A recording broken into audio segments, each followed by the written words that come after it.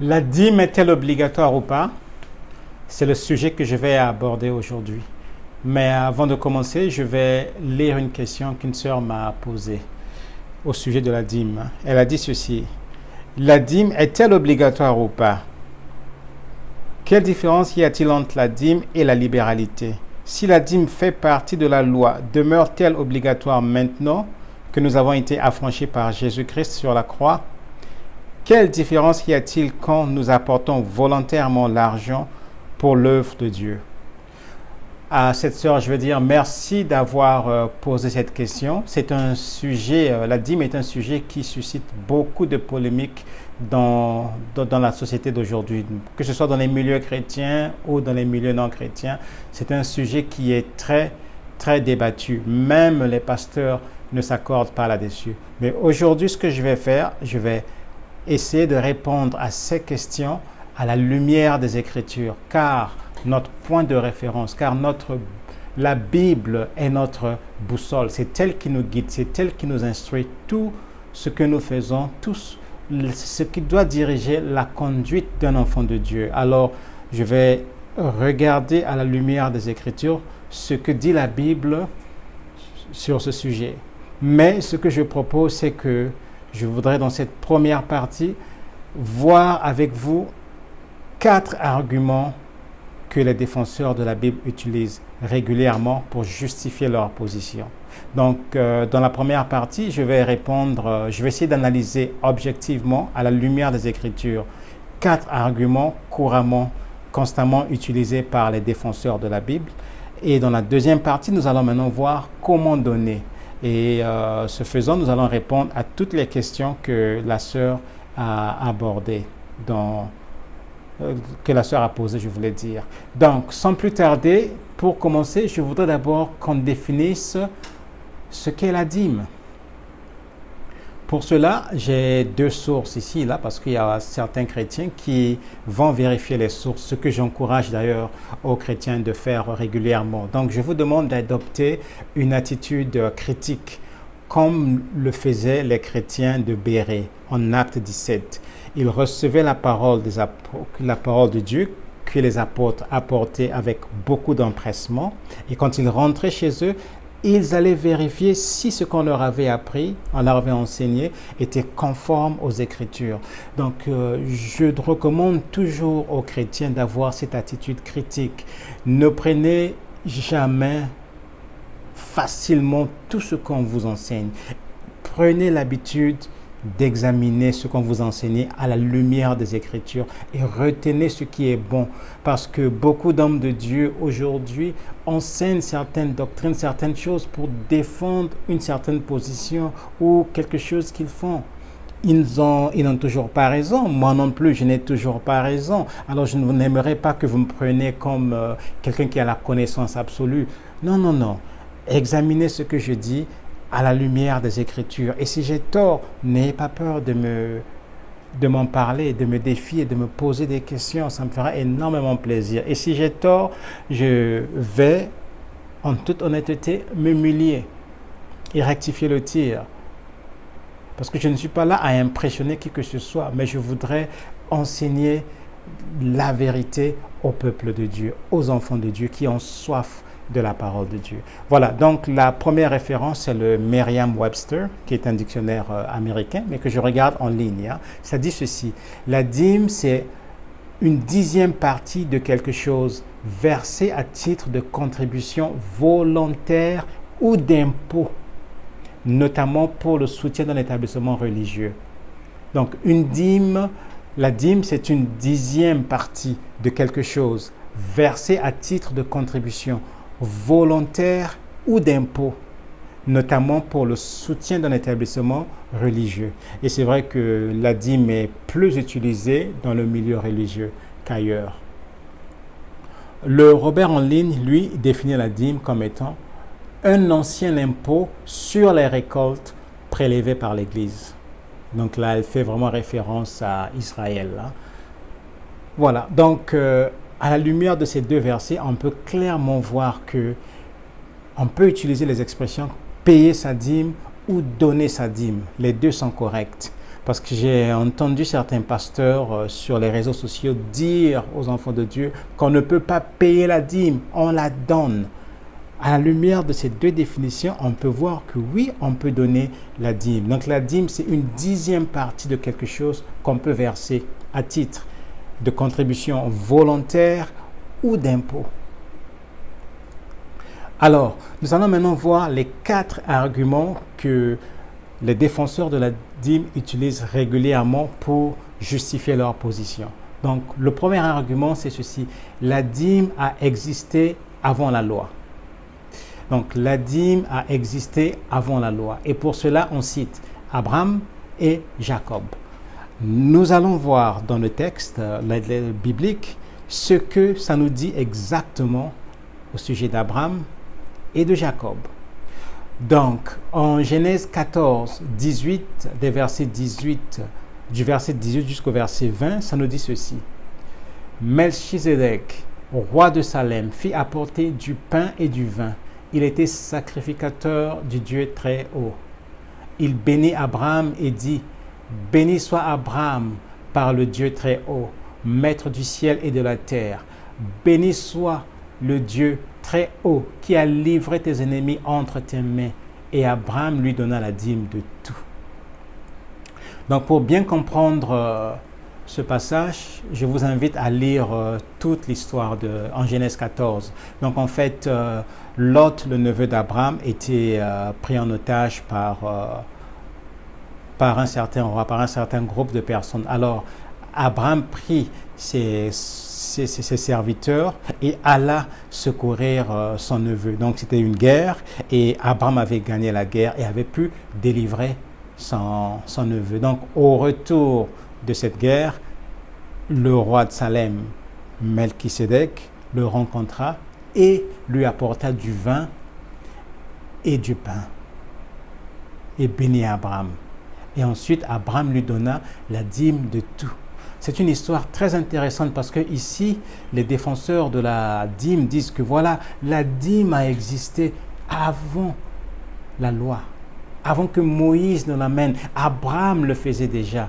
Il y a même un pasteur qui avait dit, mais comment est-ce qu'Abraham avait su qu'il fallait donner une dîme? Et la réponse qu'il a donnée, c'est que c'est une révélation qu'il avait reçue de Dieu. Nulle part dans la Bible, on nous dit qu'Abraham avait reçu une révélation de Dieu pour donner la dîme. Mais lorsque vous faites des recherches historiques, parce qu'Abraham a vécu en Mésopotamie et dans le contexte à l'époque déjà, la dîme était une pratique courante. Les rois prélevaient de leur sujet des dîmes. Est-ce qu'Abraham avait appris d'eux? Nous ne savons pas, le texte ne le dit pas. Donc on ne peut pas supputer cela, je voulais dire. Voilà, donc quand je vois ce passage, qu'est-ce que ça me dit? Premièrement, c'était un événement unique.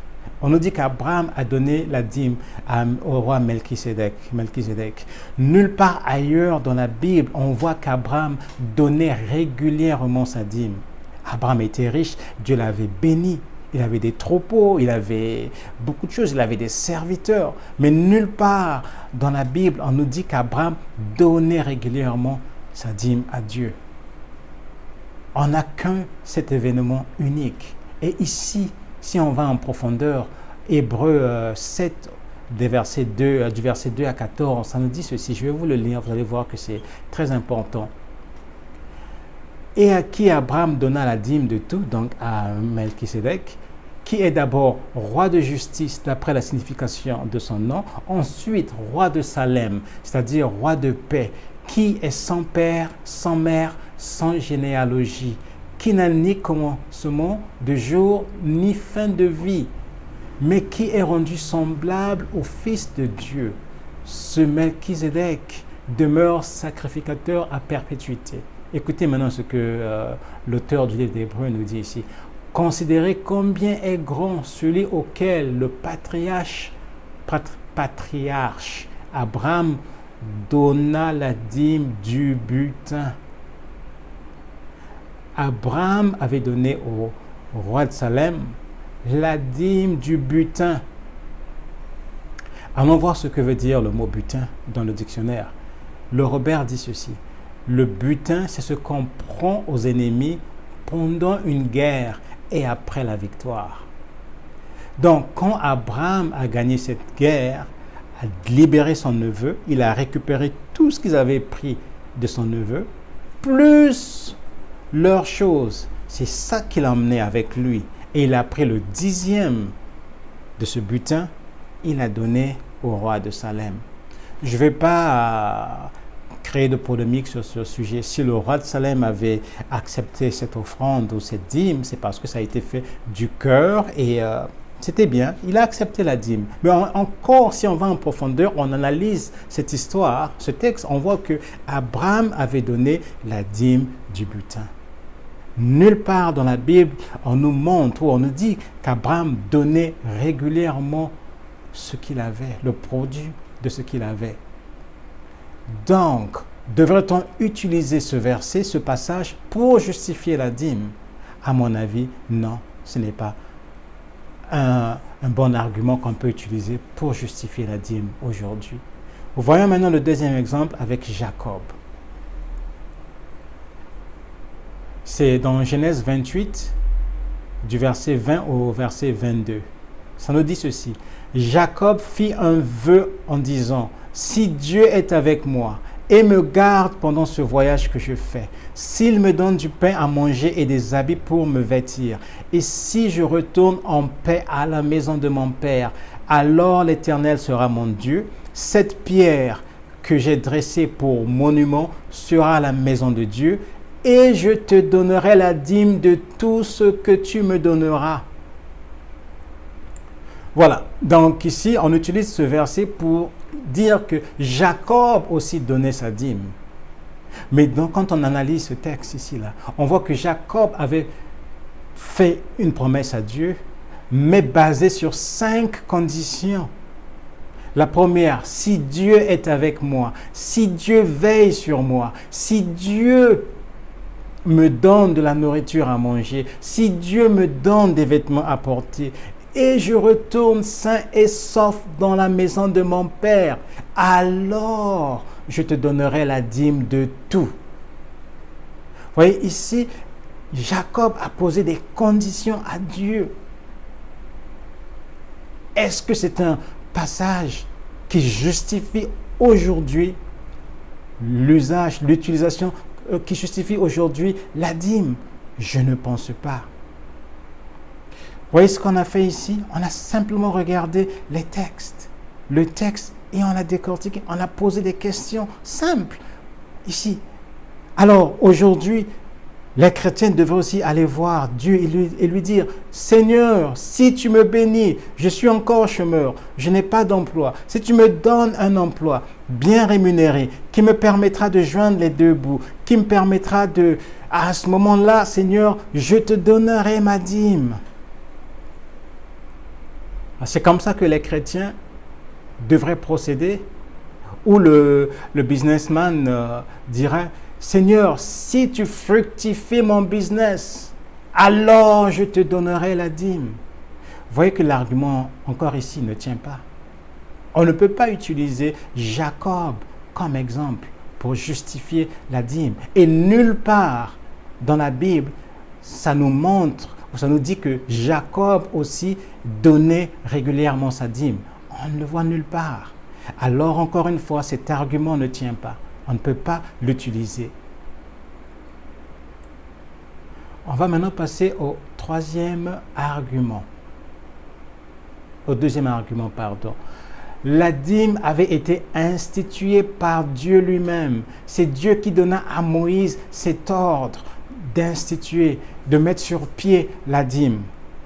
La réponse est vraie. C'est vrai. Mais dans quel but? Nous allons le voir ici-là. Donc, quand vous regardez, Dieu avait demandé à Moïse d'instituer la dîme. Donc, il y avait en réalité 4 dîmes que Dieu avait demandé à Moïse de mettre en place.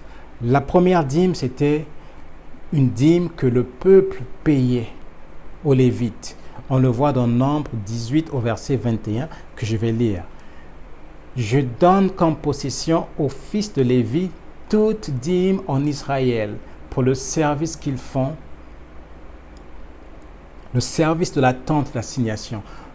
Donc, toutes les tribus d'Israël avaient reçu la terre en héritage, sauf les Lévites, que Dieu avait mis à part pour le service. Donc, les Lévites servaient le peuple. C'était eux les religieux, c'est eux qui veillaient sur les activités de l'Église, qui servaient au temple. Comme ils n'avaient pas eu de terre, Dieu leur avait donné la dîme. Donc le peuple emmenait 10%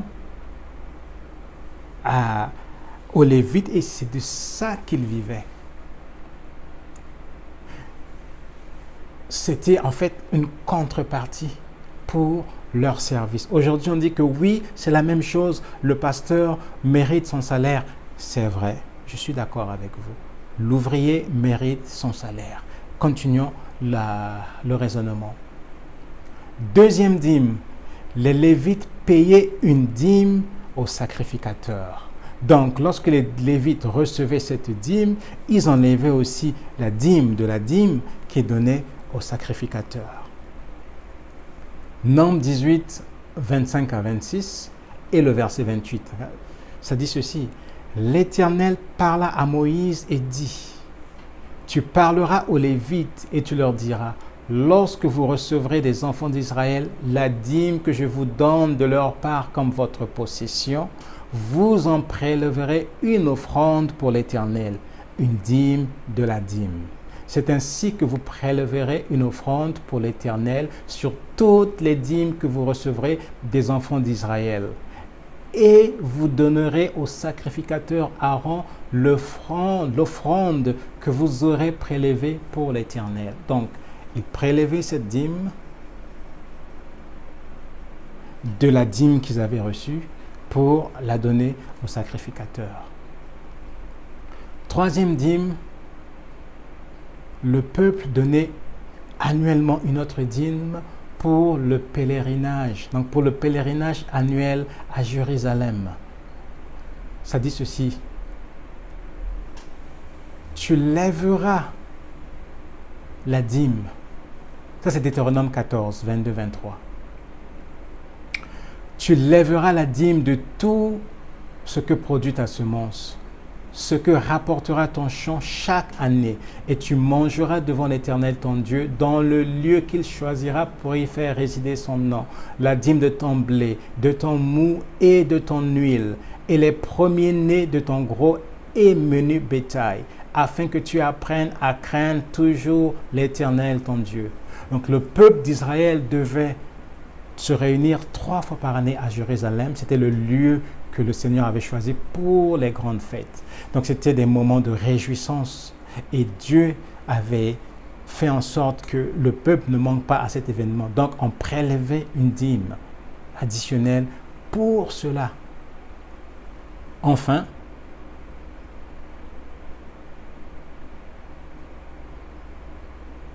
Deutéronome 14, 28 à 29, ça dit ceci. Au bout de 3 ans, tu sortiras toute la dîme de tes produits pendant la 3e année et tu la déposeras dans tes portes. Alors viendront le Lévite qui n'a ni héritage avec toi, l'étranger, l'orphelin et la veuve qui seront dans tes portes. Et ils mangeront et se rassasieront afin que l'Éternel ton Dieu te bénisse dans tous les travaux que tu entreprendras de tes mains.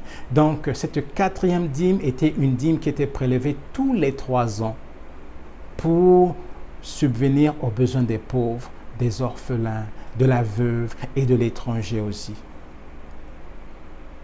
Donc vous voyez, au total, il y avait 4 dîmes. La dîme du Lévite, la dîme de la dîme qu'on donnait au sacrificateur, une dîme annuelle pour les fêtes, les festivités, et enfin une dîme qu'on prélevait tous les 3 ans pour le pauvre, l'orphelin, la veuve, l'étranger. Donc, à la lumière de la définition que nous avons vue au début, ce n'étaient pas des offrandes, mais des taxes que les Israélites payaient pour supporter le système en place. C'était une théocratie, c'est-à-dire que Dieu était le chef de l'État et il avait comme premier ministre le prophète Moïse. Donc Israël recevait directement leurs instructions de Dieu à travers le prophète. Si vous calculez, on prélevait une fois 10%, une deuxième fois 10%, donc un premier 10% qu'on prélevait que le peuple donnait pour les Lévites, un deuxième 10% que le peuple donnait pour les festivités annuelles et une troisième dîme qu'il donnait, là je vais dire un troisième prélèvement, donc une troisième dîme qu'il donnait tous les 3 ans. Donc si on fait la somme, on fait la moyenne d'abord de 3 années divisé par 10%, ça nous donne 3,33%, plus les deux autres 10%, donc 10% plus 10%, ça fait 20%, plus 3,33%, ça nous fait 23,23%, 33% de dîmes annuelles qu'Israël donnait à Dieu. Alors pourquoi aujourd'hui on exige seulement 10% au peuple de Dieu? Combien d'églises aujourd'hui prélèvent une dîme additionnelle tous les 3 ans pour prendre soin des pauvres, des orphelins, des veuves? Ou bien combien d'églises, par exemple, aujourd'hui prélèvent du budget de la dîme, allouent, je vais dire, un budget de 3,33% pour la prise en charge du pauvre, de l'orphelin, de la veuve? Donc, ici, vous voyez que quand on reste dans le contexte, ces dîmes étaient prélevées pour supporter la nation d'Israël, afin que tout le monde, en partant du Lévite jusqu'aux pauvres, ait de quoi subvenir à leurs besoins. Lorsqu'on regarde, on transpose cela à la société d'aujourd'hui. Qui joue ce rôle? C'est l'État qui prélève aujourd'hui les impôts et c'est l'État qui les redistribue aussi aux pauvres à travers les assistances sociales qu'on a. C'est certainement la raison pour laquelle l'Église ne se sent plus obligée de donner. Certainement, là c'est juste moi qui suppose. Vous voyez que le texte est clair. Lorsqu'on se pose des simples questions, voilà, on voit que c'est clair. Troisième argument maintenant, et ça c'est la classique. Ça c'est ce que beaucoup de serviteurs de Dieu utilisent. On vole Dieu lorsqu'on ne paye pas notre dîme. On vole Dieu lorsqu'on ne donne pas notre dîme. Malachie 3:8.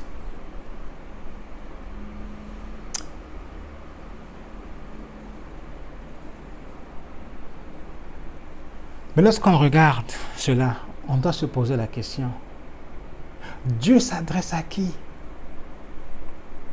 Dieu s'adressait au peuple d'Israël et aux Lévites. C'est eux qui n'emmenaient plus leur dîme à l'Éternel. C'est eux qui avaient réduit les montants qu'ils emmenaient et d'autres ne donnaient plus. Ils étaient sous la loi mosaïque. Or, aujourd'hui, Jésus nous a rachetés de la loi. Nous ne sommes plus sous la loi.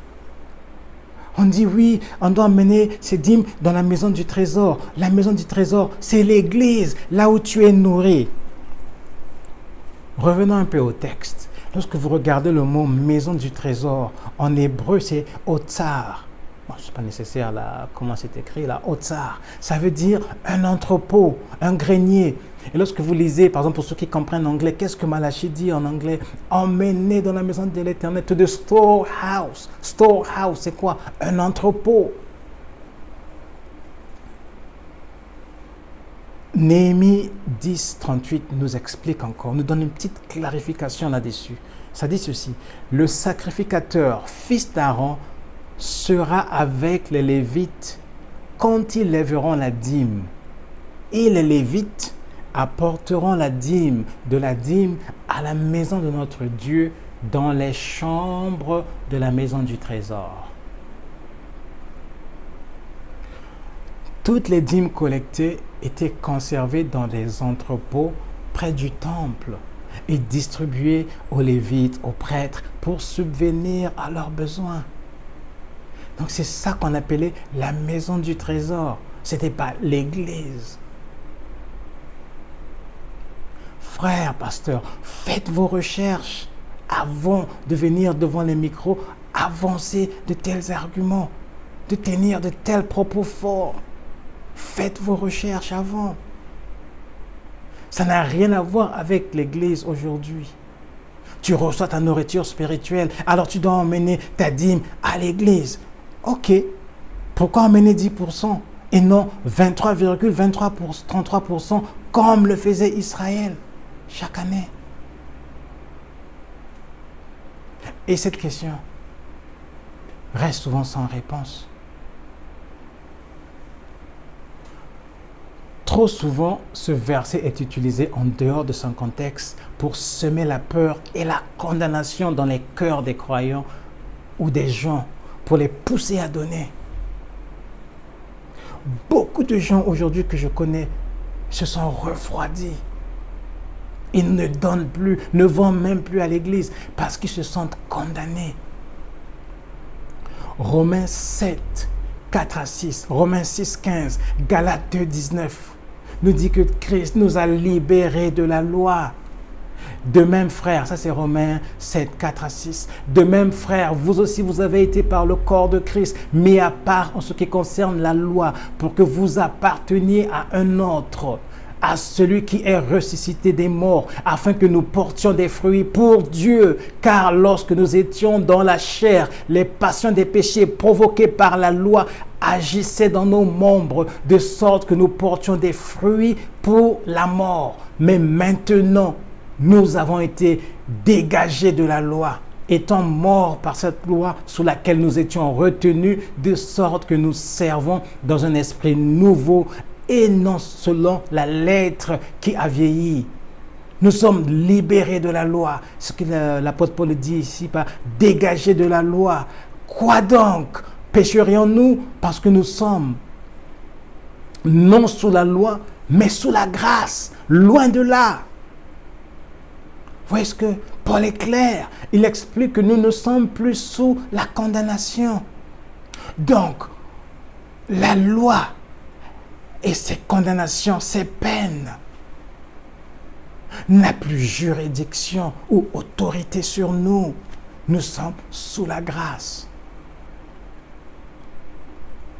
Quatrième argument, Jésus lui-même a approuvé la dîme. Matthieu 23, 23. Nous allons lire ce que le texte dit. Malheur à vous, scribes et pharisiens, hypocrites, parce que vous payez la dîme de la menthe, de la nette et du cumin, et que vous laissez ce qui est plus important dans la loi, la justice, la miséricorde et la fidélité. C'est là ce qu'il fallait pratiquer sans négliger les autres. Oui, Jésus a approuvé la dîme. Oui, c'est vrai qu'il a approuvé la dîme ici, là. Mais dans quel contexte? Regardez encore le contexte. Jésus n'était pas encore mort à la croix. Donc, la loi, ils étaient toujours sous la loi. Donc, c'était normal que Jésus leur dise, vous payez votre dîme, mais aussi pratiquez la justice. C'est ça le plus important. La justice, la miséricorde, la fidélité, sans négliger vos dîmes, parce qu'ils étaient sous la loi. Il leur a même dit une fois, à César ce qui est à César, à Dieu ce qui est à Dieu. Ils étaient sous la loi, c'était normal. Jésus n'était pas encore mort à la croix pour accomplir le sacrifice ultime. Donc ce n'est que normal qu'il approuve la dîme ici, là. C'est une fois qu'il est mort à la croix, ressuscité, que le sacrifice a été fait. Alors nous sommes maintenant entrés dans une nouvelle alliance. La grâce. On est maintenant à l'ère de la grâce. On n'est plus à l'ère de la loi. Mais la loi n'est pas mauvaise. Il y a de bonnes choses dans la loi. En conclusion à ce message, on a vu clairement que ces 4 arguments fréquemment utilisés pour justifier la dîme aujourd'hui ne tiennent pas. La dîme telle qu'instituée par Moïse faisait partie de la loi lévitique, la loi sacerdotale, qu'on appelle la loi mosaïque. C'était pour gouverner Israël, qui était une théocratie. Donc c'était un impôt en réalité de 23,33% qu'Israël payait chaque année à Dieu. Pourquoi 10% aujourd'hui? Pourquoi les pasteurs, les serviteurs insistent sur 10% et non 23,33%? Je me pose encore cette question. Beaucoup de gens se la posent aussi. La dîme faisait partie de la loi. Or, il fallait que la loi soit respectée. Donc, c'était normal que le peuple s'y soumette, que le peuple donne. Mais dans Malachie 3, on a vu que malgré cela, malgré la loi, le peuple trouvait parfois des moyens pour ne pas donner ce qu'ils avaient de meilleur. Donner par contrainte est difficile. Vous voyez que même l'impôt aujourd'hui, combien de gens essaient de trouver en anglais on dit loophole, je ne sais pas comment on dit ça, des vides juridiques pour essayer de se tirer des mailles du filet et ne pas payer les impôts.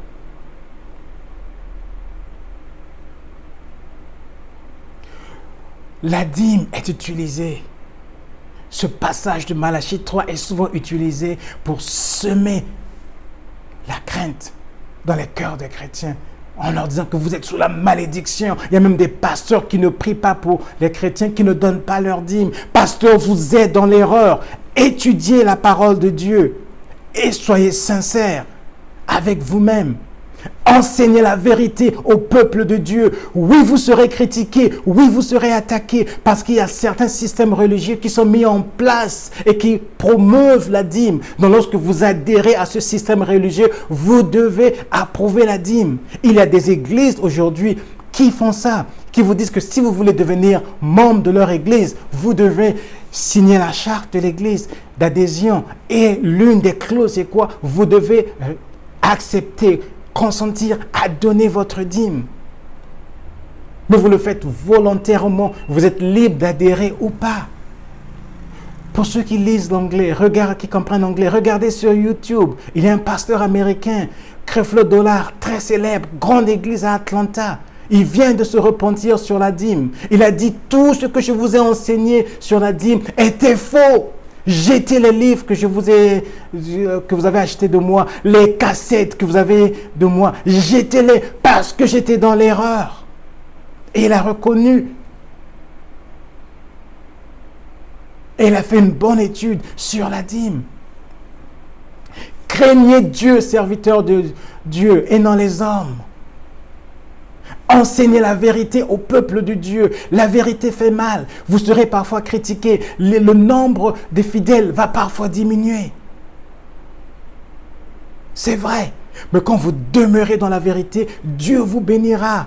Il est mieux de rentrer au ciel avec une église de 10 membres, bien enseignés, que d'avoir une église avec des centaines, des milliers de disciples, des gens à qui vous avez raconté des mensonges, des fausses prophéties qui faisaient plaisir à leurs oreilles et pour qu'ils vous donnent en contrepartie la dîme. Enseignons la vérité au peuple de Dieu. Et chrétiens, croyants, vous n'êtes pas sous la condamnation si vous ne donnez pas la dîme telle qu'on vous l'impose. D'ailleurs, Dieu n'agrée pas une offrande qui lui est faite sous l'effet de la peur, une offrande donnée sous l'effet de la peur ou sous l'effet de la pression. Nous allons voir dans la deuxième partie comment donner à Dieu. Soyez bénis, bien-aimés, que le Seigneur vous garde, que le Seigneur vous fortifie. Et si ce message vous a béni, mettez un like. Partagez-le aussi à d'autres personnes. Mettez un commentaire. J'encourage les commentaires constructifs parce que nous ne sommes pas là à nous insulter. Généralement, ce que les gens qui sont à bout d'arguments font, ils essaient de vous insulter parce qu'ils ne sont pas capables de vous confronter dans la vérité. Restons dans la vérité, restons dans les Écritures. Que le Seigneur vous garde. Et on se revoit tout à l'heure dans la deuxième partie.